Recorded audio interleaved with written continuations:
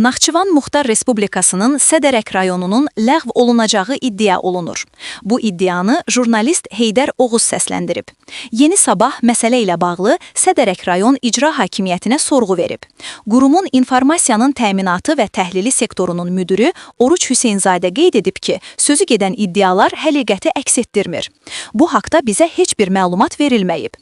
Ümumiyyətlə, belə bir addımın atılması gözlənilmir.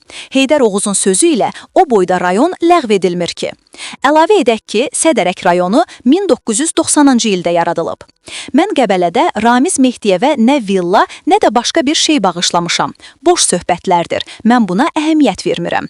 Ona görə də siz də ciddiyə almayın. Bunu Günün Səsi.info-ya açıqlamasında Fövqəladə Hallar Naziri Kəmaləddin Heydərov Prezident Administrasiyasının sabiq rəhbəri Ramiz Mehdiyevə Qəbələdə villa tikməsinə dair mediada yayılan iddialara münasibət bildirərkən söyləyib. Bildirək ki, DTX-nın İstintaq Baş İdarəsində cinayət məsuliyyətinə cəlb edilən Ramiz Mehdiyevin 100 milyonlarla ölçülən sərvətləri haqqında məlumatlar yayılmaqdadır. Bu məlumatların birində də sabiq PA rəhbərinin Qəbələdəki villasından bəhs olunub. Həmin məlumatda villanı hədiyyə edən şəxs kimi FHN şəfinin adı çəkilir. Kəmaləddin Heydərov isə bu iddianı bikar adamların yaydığını bildirib.